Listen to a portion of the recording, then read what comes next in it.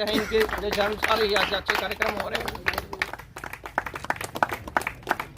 Sir आप भी आशीर्वाद आगे भी आगे हो। जोरदार तालियां जब से आपकी सेवा दे रहे हैं ये आपको, और हम नमन करते हैं सर।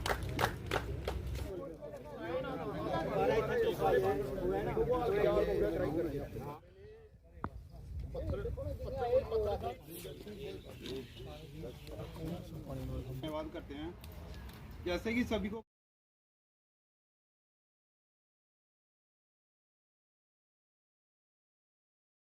एफर्ट्स करके हम तो पकड़ते, हमारा काम है पकड़ना, मुलजिम को बुक करना। पुलिस का काम बेसिकली गाय जो है वो देख रेख नहीं है, लेकिन फिर भी हम कर रहे हैं क्योंकि गाय माता हम सबकी माता है। मैं इंक्लूड करवाया था तो उसके लिए हमारे एसडीएम घरवाल है, इन्होंने एक जगह आइडेंटिफाई की थी। ये टपियाल में है जगह, पास में ही एक जगह है। कितना कनाल है ये?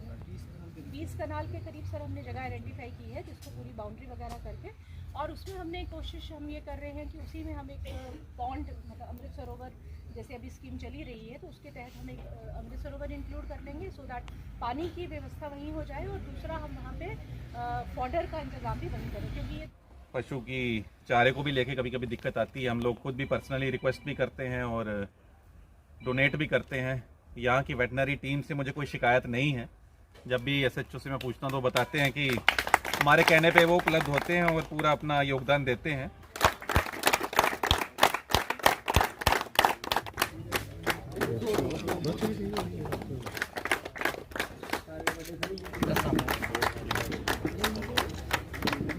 सबसे पहले तो मैं यहाँ के प्रशासन को और स्पेशली जो पुलिस महकमा है उसको बहुत बहुत बधाई देना चाहता हूँ, धन्यवाद देना चाहता हूँ। डीडीसी मेंबर महोदय यहाँ पर हैं, सुरेश जी, उनको और उनकी टीम को जो गौ रक्षा वाहिनी के नाम से काम कर रही है उनको बहुत बहुत मैं बधाई देना चाहता हूँ, क्योंकि बिना सरकार के किसी भी तरह की सहायता के इसकी गौ माता की वो लोग सेवा कर रहे हैं। तो हमें भी बताया गया इसके बारे में। यही नहीं, कई जगह कठुआ में एक गौशाला है, उधमपुर में है, वहाँ है, इधर जम्मू में, मैं हर जगह गया तो इसके बारे में भी मुझे बताया गया। तो मैंने यहाँ जब देखा तो कुछ विचार आया कि यूनिवर्सिटी क्या कर सकती है। तो हमारी वेटनरी की टीम को भी हमने भेजा था कि वहाँ कैंप लगाएं और जो जानवरों की जो ज़रूरत है उसके लिए काम करें। लेकिन ये तो एक कैंप था, एक व्यवस्था थी, लेकिन आगे जो लॉन्ग टर्म में हम क्या कर सकते हैं यहाँ के प्रशासन के साथ में मिलके। अभी मेरी बात डायरेक्टर एनिमल हस्बेंड्री से यहीं आने के बाद हुई, वो 3 बजे यहाँ पे आ रही हैं।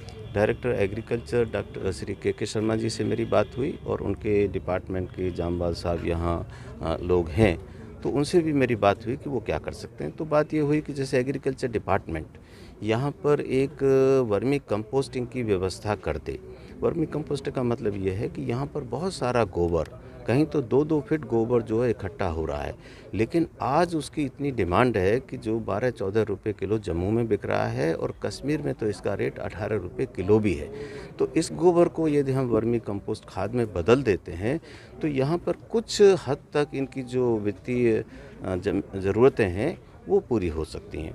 और हमने अपने वैज्ञानिकों को भी यहाँ आने को कहा है कि टेक्निकल इनपुट वो दें उसमें, कैसे उसे बनाया जाता है, और हम उसको बेचने में भी व्यवस्था में करेंगे। यदि कहीं नहीं बिकेगा तो यूनिवर्सिटी इसको खरीदेगी।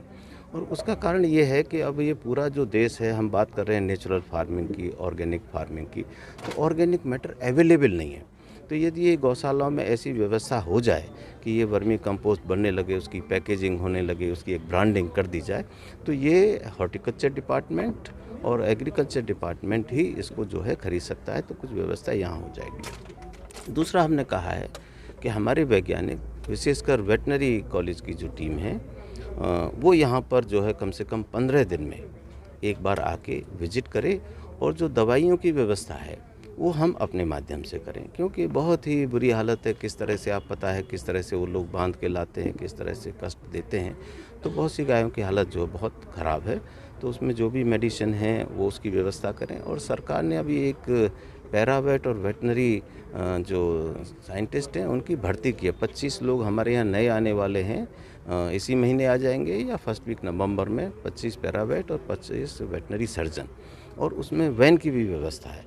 तो हम सिर्फ यही नहीं तो इस क्षेत्र में जो भी गौशालाएं पड़ती हैं उसका एक ऐसा रूट बनाएंगे कि मेडिसिन के साथ में हमारी वैन हो और उसमें हमारे वैज्ञानिक हों और यहाँ पर जो भी उनकी ज़रूरत है उनको पूरी करें। जैसा मैंने कहा कि एनिमल हस्बेंड्री डायरेक्टरेट भी यहाँ पहुँच रही हैं, तो डीसी मैडम भी आ रही हैं। मेरा इन सबको यही था बात करने का माध्यम कि किस तरह से हमारी भी जिम्मेदारी है। सोशल रिस्पॉन्सिबिलिटी समाज की तो है, लेकिन गवर्नमेंट में होने के नाते हम गौ माता कहते हैं और ये लोग तो निस्वार्थ से अपने पैसे से या चंदा इकट्ठा करके जैसे भी इनको भरण पोषण कर रहे हैं, लेकिन सरकारी व्यवस्था क्या हो सकती है। अब जैसे यहाँ ठंड आने वाली है, कुछ शेड्स की कमी है, तो बाहर जानवर बंधे रहेंगे।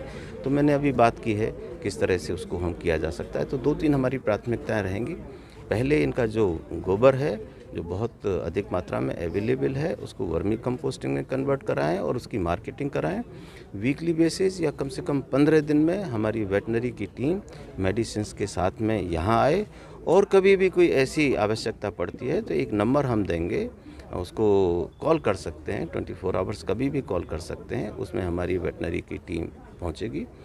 तीसरा जो ये शेड वगैरह की व्यवस्था करनी है ये अभी मैडम आज आएंगी और उनसे हमारी पर्सनल मीटिंग यहाँ से लौटने के बाद में होगी, वो उनसे भी बात करेंगे। तो animal husbandry department, agriculture department, university और यहाँ की जो सहयोगी संस्थाएं हैं और पुलिस डिपार्टमेंट, इनका बहुत सहयोग रहा है और इनका आगे भी सहयोग रहेगा, लेकिन बेसिकली जिम्मेदारी ये हम लोगों की है, इसको हम पूरा करेंगे। Thank you. आज हमारे यहाँ गगवाल पुलिस स्टेशन में हमारे बीसी साहब पहुँचे हुए हैं, उनके साथ डायरेक्टर एनिमल हस्बेंड्री और सारे एग्रीकल्चर डिपार्टमेंट। आज पहली बार 10-15 साल में पहली बार हो रहा है कि जहाँ पे कोई सरकारी तंत्र जहाँ पे आया हुआ है। हमने बहुत बार गुहार लगाई डीसी मैम से, जब भी कोई डीसी आता था सभी से हमने गुहार लगाई कि इसमें जहाँ तो इसको एक गौशाला का बाहर कोई जगह दी जाए, उसको हम करेंगे, शुरू करेंगे, बिल्डिंग बनाएंगे जैसे भी हो सके। तो जहाँ पे हम बड़ी देर से, जो मैंने पहले भी आपको बताया, जैसे हमने शेड का प्रबंध किया, शुरुआत की और इसके बाद हमारे SHO राकेश जी जहाँ पे आए उन्होंने बहुत ही ज़्यादा इसका लोगों से संपर्क किया और ये बड़े बड़े शेड जो बनाए गए हैं। इस तरह की उम्मीद जागी है बाबा? ये अभी हमें एक बहुत बड़ी उम्मीद जागी है कि सरकारी जब तंत्र यहाँ पे आया हुआ तो ये कुछ ना कुछ करके जाएंगे। हमने अभी डिमांड रखी है, जैसे इनके बैठने के लिए बड़ी मुश्किल है गौ माता के लिए, तो उसका एक अभी इन्होंने ये तो एग्रीकल्चर को एक सौंप दिया है जिम्मा के आप बर्मी कंपोस्ट बनाओगे। बर्मी कंपोस्ट जब बन जाएगा तो उसके साथ ही हमारा समझो एक इसका माध्यम बन जाएगा, उसमें से हमें कुछ ना कुछ इनकम आएगी गौ माता की सेवा के लिए, वो हमें काम आएगा। और उसके साथ ही बीसी साहब ने जैसे बोला है, अभी डीसी मैम भी आ रहे हैं, तो हमें बहुत ज़्यादा उम्मीद है कि जहाँ पे कोई ना कोई अभी जल्द काम जो है जो शुरू होने वाला है और कोई इसके लिए कुछ ना कुछ बीसी साहब आज देख के जाएंगे, व्यवस्था करके जाएंगे।